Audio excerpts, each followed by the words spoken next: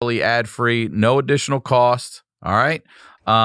If you or someone you know has that story, submit it to honeydewpodcast@gmail.com. Hopefully we'll get to do an episode together. All right. You know what we do over here. We highlight the lowlights. I like to find a little bit of light in the darkness. And today's guest here, first time on the Honeydew. Very excited to have him. Ladies and gentlemen, please welcome Ryan Long. Welcome to the Honeydew, Ryan. We got a couple Ryans rocking out here in LA. Yeah. I appreciate you being here. You kind of look like a little... Like we could be in the same family too. You look like my brother a little. Do I? Yeah, there's a lot of, like Reynolds. There's a lot of Ryans and they all kind of got the same look around here. You got the eyes. We have the eyes. Yeah, you got the same eyes. Yeah. Well, welcome. Thank you for doing the show. I've never even met you before. Yeah, so I was first stoked. time. Yeah, I asked around. A lot of people volunteered information about you being a good dude. So I was like, all right, let's have fun. So, dude, that's one thing I found about America. When I came here, people were cool, man. It's that's one thing that's better about America than where I'm from, Toronto, because it's smaller. Everyone here is very much more like down to help out, and they want to, people see people that they think is cool, and they go, oh, I want to like work with that guy, connect with that. Whereas where I'm from, it's more like, who's this guy trying to show up and steal stuff? I don't feel like it's always been like that, but you're right. Lately, especially, like there's Since a lot everyone of left the industry. Yeah, I mean, people are really reaching down and pulling each other up and pushing people in the look. If you've been in the game long enough and you're out for something and you know damn well it's not right for you, why not? You're like, who'd be great for that? This person. You don't need to be in everything. Sometimes you're in everything at the detriment of your shit. You know what I mean? Like, I like to just produce stuff. Like, I'm not right for that. Yeah. But I got the right mindset for that. I just don't think I'd be good in that. I know. It's a huge tweak I feel like you can make in your own self when you see something good or someone doing something good and it kind of jazzes you up as opposed to makes you mad. I feel like that little tweak. Fuck yeah, that magic is back. Like you see that person's getting it. Yeah, you get, oh, hell yeah. All right, well, before I get to know you a little better here, please plug, promote anything you'd like. Yeah, man, I do a podcast called The Boys Cast with Ryan Long every Friday, and patreon.com/theboyscast, youtube.com/Ryan Long Comedy. I do a video sketch every Monday and then a street interview every Wednesday, and I got 2 specials, comedy specials out there, and one coming out mid-January too, so check it out. Tell me about the street interviews. What is that all about? So I came, I was like when I was like 12 even, I was the biggest like Tom Green guy. So I feel like me and everyone we You're Canadian, we were all doing an impression of Tom at the time, right? But I did, so I had this, I used to do all these DVDs. I was in this band and we did all these DVDs messing with people. Even before when you couldn't put them on the internet, straight up just cutting them to show your friends and stuff like that. And I was doing all sorts of that stuff. I did a few TV shows doing that kind of stuff in Canada, messing around with people on them. When I moved here, that was the first thing I was like, you know what? I don't really know anyone. I don't have a crew anymore. I was like, that's the one thing I could do super easy. So I just started kind of doing the stuff I've been doing in Canada on my YouTube channel here, and a lot of stuff was going viral and stuff. So go back to the beginning. You're from Canada. Where? Toronto? I'm from Ajax, right outside of Toronto, which is Sum 41. Snow, went to my high school. The rapper? Informer. I got a good Snow story, by the way. Tell him, please. My buddy and I used to still 12 inches. What is it? 12 inches of snow and rising, isn't it? Dude, it is, right? He had some stuff that didn't age well, either legal, tender, and fine. I don't know. I only know that. Oh, one you know this song. one? He goes legal, tender, and fine, and the idea is like she turned 18 yesterday. Oh my god. I remember the one video, Informer, on MTV down here, and we used to be like, "Who the fuck is this guy?" Yeah, he went to Pickering High for a second, but so he was my friend Danny Polshuk, who I do all this stuff with. He's on my podcast and stuff, and we did. He made a movie that I kind of helped write on, and I was in it a little bit, but it's his thing. And they wanted to put Snow the Rapper in it because he was on this TV show they did, blah blah, right? So the premise was they had this character and they're like, Snow would be hilarious for it.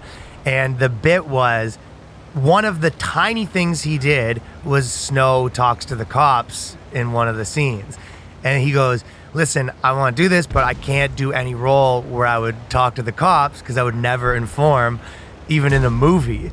And he's like, my boys, like, that's what it is. That's my brand, that I don't talk to the cops. And they're like, yeah, I think they'll get that it's like a character. He was so worried. Dude, he doesn't even inform. And like, even like Even acting like yeah, it. like his friends are gonna be like, "Hey, what's this? We hear about you talking to the cops?" And he goes, "It's a movie." They go, "We don't." You know, he couldn't talk to the cops.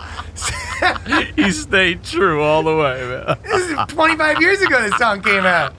12 inches of snow. Yeah, he's gonna start getting booed at his shows Oh, now. Like shit. this is how he's living, right? But the fact that you have to say Snow the rapper, when you have to throw the rapper on, like Chance is different. This guy was called the rapper at first because nobody knew who the fuck that guy was. Yeah. What's Snow? What are you talking about? The rapper. I guess Yeah. the reggae guy, really. He just started doing a reggae accent and then popped off. Man. So, all right. Yeah. Ajax outside of Toronto. Little suburb. I was a little skateboard forming bands, Okay. standard kind of, you know. And what were your parents like? What did they do for a living? So my dad, they were like they owned some music stores, and then Okay, so so that's it's my where it well, it's my comes from. grandfather does, and then my dad. That's what we're he in right worked- now. he was Santa there, Monica yeah. Music Center. Yeah, This kind of yeah, music yeah. store? Yeah, so it's a Or music like record family store? No, like instruments. Yeah, yeah. Yeah, so him and like my family's all very musical. Me and my Okay. a lot of the cousins aren't involved. Things fall apart at the third generation usually. You know, that's what it is. Yeah. Well, it's because It is that generation. It is. Every company like that. Well, but the first, like, if your dad starts something and he wants you to take it over, you're kind of like, I could make this my thing. If it was already someone else already did that, you can't really make it your thing. So all you can do is if people want third generation to sort of get involved in the thing, I feel like these days you really just have to make them a piece of shit where you go, you know what, we'll just give you way too much money for this. So no one really wanted to do that. No one wants to do it. So none of us are really that involved. But that's that. And then my mom grew up in the projects, the hood. Yeah. What's the projects? And projects like Ontario House? And, Yeah. Yeah. Wild family. My mom's like just Irish fucking trash, right? Dude. Are you close with your mom? Yeah, she's the best, dude. all right, okay. Just wanna Dude, my make sure. mom, she's like, she it comes out every now and then where something will happen, and she's like very nice lady until something like, she gets like, what the fuck, you want to come at me? And we're like, what is this? And we go, all right, that's the hood. But like, this is the kind of way she grew up. Like her two brothers both died of like heroin and, you know, in and out of pretty wild stuff, right? He was like the one would kind of go to my grandmother's house, like steal everything, like all the classic problems. But you know, and then her other two brothers, they have their life together and they have jobs, and the other two are dead now, and that's kind of what it was, right? Did you ever meet him or are they gone? Yeah, before? yeah. You did. One had my one uncle that he died first. He had a skullet. Like straight up, like he kind of looked like me, like for real. He kind of looked like me, But bald up here and just Bald. all hair. yeah. Like Ben Franklin. Proper too. He wasn't messing around where it's like a little bit. This was cultivated. He'd have a hat on, the hat come off, and we'd go, "Oh wow, woo!" He was a wild man. Did you ever? How old was he when you passed? I think probably 4 years ago, and then Oh wow, that's I got that a long joke. ago. This is a joke. I'm gonna tell the joke version, but it is real. So, my uncle, he died. Right, my grandmother was like kind of getting dementia. So, when he died, it was very like, do we tell her? Do you tell her that her son's dead? And my mom was kind of, her idea was, you know what? She's not really all there. She might die soon. Let's not. So. We didn't tell her. Then she kind of started getting better. Like she. Oh no!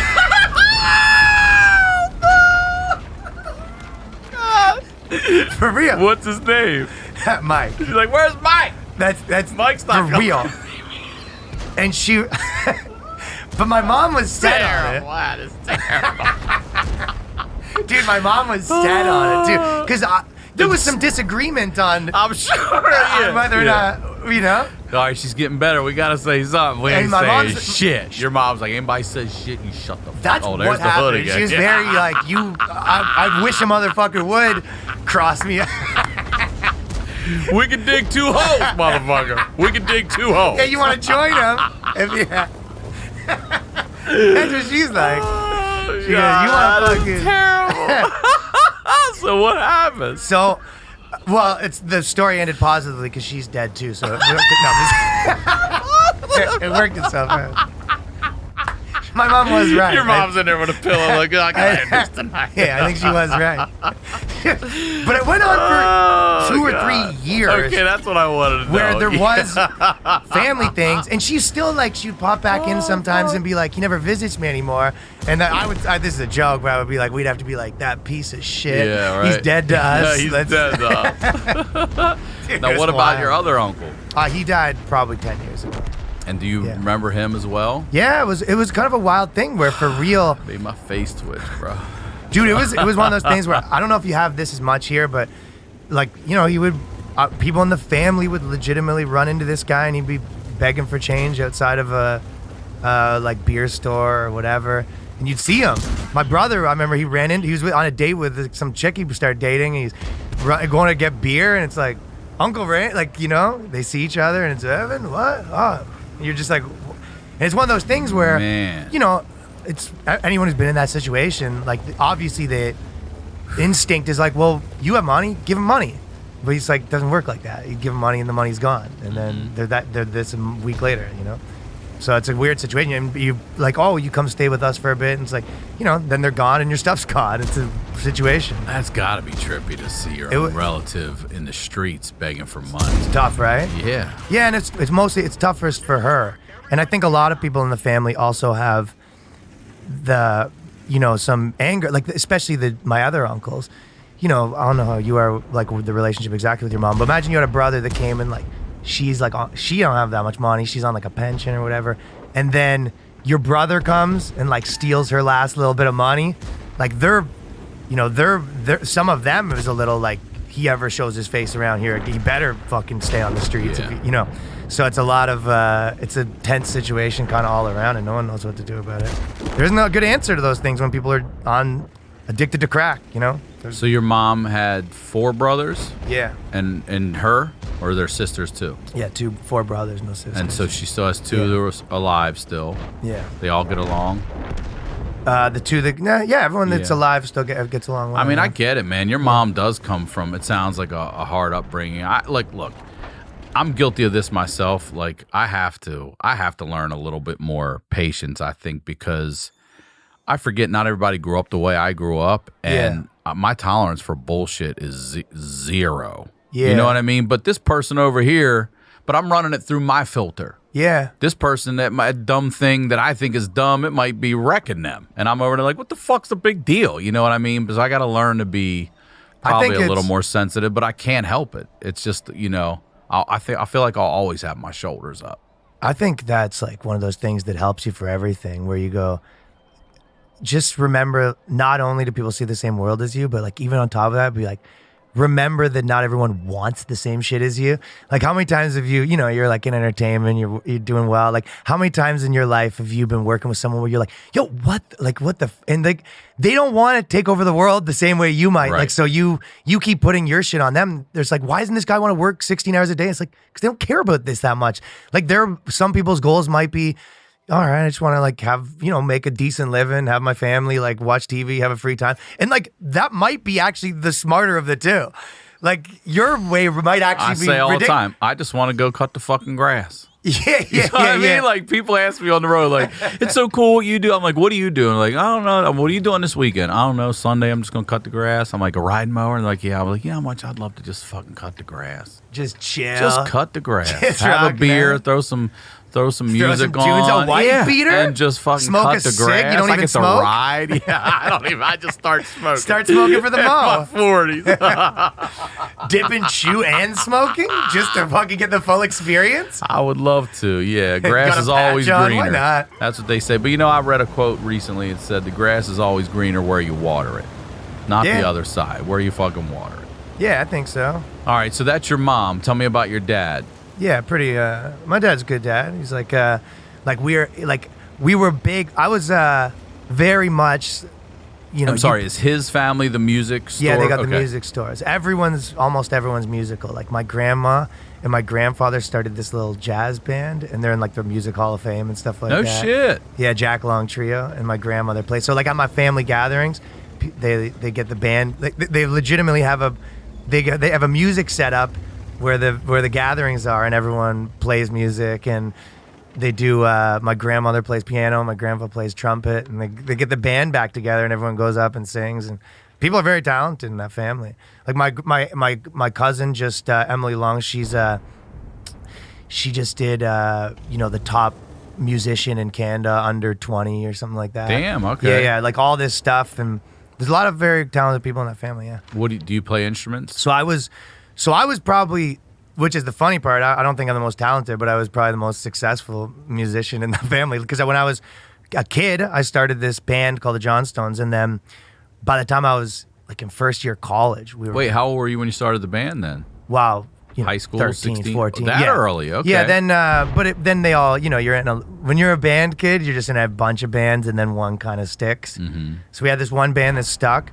We were kind of doing well by grade 12. By like first year college, we were like on MTV, and we had a bunch of hits on the Countdown, and we were selling tickets and doing all this stuff. So I feel like a lot of the things that I know now, I like learned from a ton of the mistakes that I made like the first round. First round's rough. Like when you see people hitting the first round at 35 and you go, you could have used a round at 20. Yeah, I could have used all kinds of rounds earlier on. There's so much stuff that is happening now that I'm like, nah, I've been through this already. I know who to listen to. I know when to listen to myself. I know when you're being successful because you're good, and I know what part of it's are successful because you're on a wave, and how to distinguish the two. Like there's so many people that are part of a wave, and you like, I'm great, and there's like, nah, you're right place, right time. But sometimes you are great, and I think knowing when those are, you can make the right decisions, right? So were your parents? What did your dad do for a living? He worked at the store, all they store. did the stores, yeah. So how'd your parents meet? My dad was playing in a band, and he's playing bass when he was young, when he was like 24 or whatever. He said, "Hey, baby from the projects," My mom's cute. She's big tits, the whole package. But they're divorced. They were. I would say. Probably they're a terrible pair. Like when you look back and you go, how did you guys stay together ever? How old were you when they split? Maybe like 12, 13. Yeah. So right around the time you formed the band. Yeah, when I was like, I would think my brothers. My one brother, he has a little energy of it was kind of hard. Whereas me, I'm like, I don't think I even noticed. I remember my mom when she told me, she goes, listen, like me and your dad are getting like divorced, and I just want you to know we don't love you any less. And I remember being like, yeah, I mean, why would you love me less? Like, what? What? Like, what? Like, what? First of all, like, I could not care less. I'm like, can I go skateboard now? Like, I don't care. You go logistically, you're just like, is this going to be like a big pain in the ass for me? But it wasn't. They moved a few miles apart. We didn't have to go to different schools. It really changed. The only thing that happened was, because I was kind of like a getting kicked out of school kid and stuff like that. The only thing now is that it's easier to get away with everything. But the nightmare, my horror, is that you got to do everything twice. Like now, especially, like if I go back to Canada, I got to do two things. If you start dating a girl, they got divorced parents. It's like a lot of parents in the mix these days with all these divorces. Going to see all these fucking people. Yeah, they live far. It's not vacation. It's visiting. There's a big difference. It's too much. There's too much of that right now. So that's the pain in the ass that came with it. So your mom and dad, they split. Who do you live with then, mom? Live with pretty even, but mom. Okay. But like 70-30. Okay. Yeah, because they live not that far away. And did mom remarry or dad remarry? Yeah, mom remarried Brian, and my dad's remarried Helen. Yeah. You got a Ryan. Do you want to know what's funny? So, Brian. No, he's Brian. Ryan and Brian. Yeah. He's like the ultimate stepdad. Like you can picture He's a good dude. Yeah, picture a stepdad, make zero changes. That's him. He works in hydro. Dude, he's the man. Like pure stepdad energy though. And did you take to him Rocking right away? Mow dry. I wasn't around, right? So it's like I was gone when that happens. Like this is when I'm in, college. Oh, it was that late. So okay. It was not almost like none of my business. Yeah. So me and him he's like a friend. What would you do if you didn't have high interest loans or credit card debt? With Upstart, you can pay off your existing debt quickly and easily and start living your life. Upstart is the fast and easy way to pay off your debt with a personal loan, all online.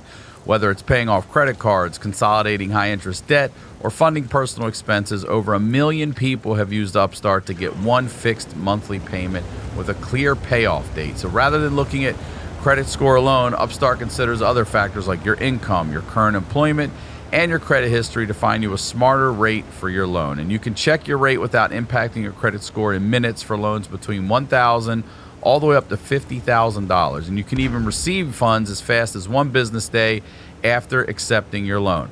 Find out how Upstart can lower your monthly payments today when you go to upstart.com/honeydew. That's upstart.com/honeydew. Don't forget to use my URL to let them know I sent you. Loan amounts will be determined based on your credit, your income, and certain other information provided in your loan application. Upstart.com/honeydew. Between small talk at the company holiday party and enjoying all the holiday treats, your mouth does a lot this time of year. Gift it better oral care with Quip, makers of the award-winning electric toothbrush. And when you save up to 40% on holiday bundles, it's also a gift to your wallet. The Quip electric toothbrush is loved by over 7 million mouths and has time sonic vibrations with 30-second pulses to guide a dentist recommended 2-minute clean, a lightweight and sleek design with no wires or bulky charger to weigh you down, a multi-use travel cover that doubles as a mirror mount for less clutter, reusable handles in a range of sleek metal hues including best-selling all black and all pink, as well as bright plastic colors,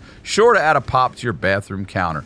In addition to brush heads, Quip also delivers fresh floss, toothpaste, mouthwash, and gum refills every 3 months from $5. Shipping is free, so you can save money and skip the hustle and bustle of shopping in-store during the holidays and into the new year. Even more good news, Quip is running their best deals of the year, which means you won't be paying through the teeth when you gift better oral health care this year. If you go to getquip.com/honeydew right now, on top of their holiday savings, you'll get your first refill free. That's your first refill free and up to 40% off of bundles at getquip.com/honeydew. That's spelled GETQUIP.com/honeydew. Quip, the Good Habits Company. Talkspace makes it possible to speak with a licensed therapist right from your phone, tablet, or computer. And unlike traditional therapy, you can message your therapist anytime via text, video, or voice. It's 100% secure and stigma-free, the way therapy should be. You know I believe in therapy. This is a mental health show, and I believe everybody has something they could talk to somebody about, especially guys. That whole, like, it's not macho, whatever. Get over that. That's old news, man. So whether you struggle with anxiety, depression, self-doubt, or anything else, Talkspace gives you access to the help you need to move forward. Facing those obstacles isn't easy, and you don't win a prize for doing it alone. Getting professional help isn't weird or weak. It's smart, because sure, your friend might know a thing or two about electricity. You gonna let them rewire your house? No. Join Talkspace today and start moving forward with a single message. Just visit Talkspace.com and get $100 off your first month when you use promo code Honeydew at sign up. That's $100 off at Talkspace.com, promo code Honeydew. Now, let's get back to the do. But my dad, he got remarried, which I think I told this story before, but he got married at the Toronto Maple Leafs game. No. In the middle of a game? Trash. You can right? do that? Yeah. So he actually not proposed. No, at the beginning. And everyone wore hockey jerseys at the game. Trash, right? That's how much they like hockey. He got his wife on board, right? So, isn't that fun? But listen, so they got married at the in the middle of a game. Yeah. And not like an empty arena you rent out and go. Like a game is happening. The game, it's right before the game. You have an area. And it's kind of like a box, I guess. So that's the thing. I was like making fun of him a lot. And we're all like, "This is such trash. Your next wedding's gonna be a NASCAR." And his attitude was like, "Trash? You know how much this box costs? Like, what are you, crazy? Yeah, you're nuts." Yeah. He was like, "Trash? What are you, out of your mind? White trash can't afford this. Like, white trash can't afford to look like white trash." That's his fucking, yeah. His thing was like, "What are you, out of your fucking mind?" It's about the dollar sign for him. Yeah. He was impressed that he was pulled this off. He was like, "Shut the fuck up. Where's the mascot? He goes, where's the goddamn mascot?" Put your hand up if you think this is too poor for you, and you can leave. Watch the free fucking hockey game. What other weddings do you get to watch a Leafs game? A Leafs sell out every game. This is a big, important team. So he loves hockey, right?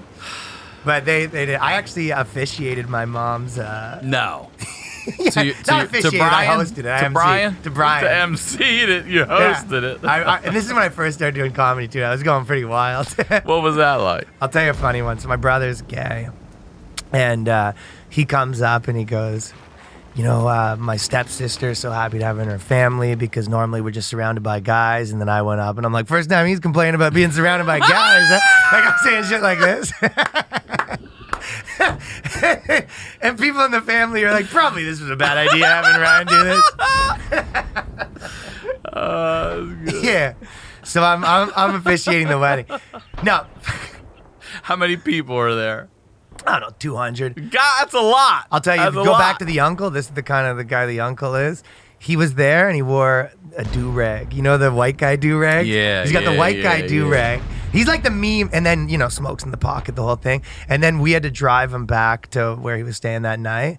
And But was he like that heroin skinny though? oh, he's pure heroin. And then when we're leaving, he goes to the open bar and he's trying to take 5 like cans to go. He's trying to take he's trying to take a bunch of lights to go, right? And then and my mom's like, all right, this is gonna wrap it up, buddy. He's not messing around, right? When you get that free alcohol kicking. But yeah, so I officiated that wedding. Then there was the hockey game wedding. And then, but again, these people weren't really in my life because I was pretty independent. It was like I was doing my own thing since I was young, right? And then I went to college, you know, moved to Toronto. They, you know, met new people, liked both of them. No, you know. So you're basically coming home to meet their new partners. I would come home to meet new partners. got it. Partners are cool. Right, No problems. Right. You're not being disciplined and growing up under the same roof with these people.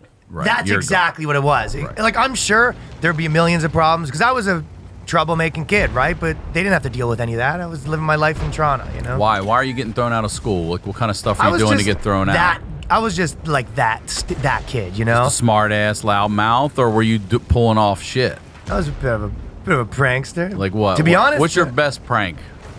And the one that actually got you kicked out? I'll tell you my best prank. So this was when I was probably grade 9. So we pulled this one on a couple people, but there was a French teacher. So in Canada, you got to take French, kind of like how you take Spanish here. We have to have. I mean, they don't. Yeah, well, you we have to. Yeah, so right. It doesn't help. I took it for 12 years. I can't speak. Nah, It don't help at all. Dude, I can barely speak. I can say, je ne parle pas français bien. That's it. I don't speak. Dude, yeah, you take it every year. It didn't help. So we used to do, there was like, we pulled this multiple times, but the one was Miss Waldman that we did it to multiple times. They would put movies in, and one of the big French ones that goes, Tell le français. You ever heard that? Mm-hmm. Okay, so they would put those movies in, and we would replace her VHSs with porn. Nah. Yeah. So she In high school, you got away it with was that? grade 9. Yeah, well, I didn't get away with it. Oh, okay. I didn't say I got away with it. Well, you got away with doing it. Yeah, that was probably one of our best pranks, is replacing all the VHSs. And what happens with porn. when it hits? Does she They just put it shit on, herself? and it goes, you know, old school porn, and then we go, oh, what the, Miss Bowman, you pervert! What the? Why are you showing this to us? Why are you showing this to us? Oh, terrible. That poor lady. She went to the insane asylum. Nuh-uh. So you guys drove that poor lady crazy? yeah, we drove that poor lady crazy, which I do feel somewhat bad about now, but she was a bad woman too. She smoked. Was she running over there to try to stop the tape and shit, just panicking, or was she just yelling, who did this, who did that? Panicking. But no one ratted on us for that, so they weren't able to pin it on us. That one we got away with. But even now, I forgot about this part, but so she's gone for, I don't know if it was directly related to that. At some point, she leaves for 3 days, which we later find out she's in the insane asylum. She goes away for 3 days. And the teacher comes, the supply teacher comes back, and I decide that I'm gonna pretend that I'm a retarded kid. So that's my thing. I go, I have this whole, I don't know, it's fun to do this bit now. But you know, I wore my pants all weird, I talked funny, and then I was doing this whole thing, like, oh, you know, and then the teacher's back the next day. Then she's back the next day. And now there's nothing wrong with you. And then day 4, she's like, yeah, I'm going to be here for the rest of the semester. And I'm like, So I gotta slowly. Next day, your pants are on right. Yeah. I'm like, well, I can't do this act for another 2 months. That's what you get. Yeah. I gotta slowly transition out of my character. I'm like, I don't know what it is about your teaching, but I'm back to normal. I don't know what you said, but man. Yeah. So I'm slowly transition back into a normal person. God. Yeah, she never came back. But no, you know what? It's kind of funny because, you know, you were talking, you do comedy and it's funny, like a lot of the stuff you used to get in trouble for, you do for a living. But I legitimately, that's what we were doing. All making videos, causing trouble. We used to go to, you know, break into places and film it and do all this shit and all this stuff that was everyone yelling at you like, your life's going to be a mess if you don't stop. That's the stuff that, you know, eventually now I make a good living doing. Yeah. Good for you, Kind of funny, dude. yeah. Eventually that led to like the TV show.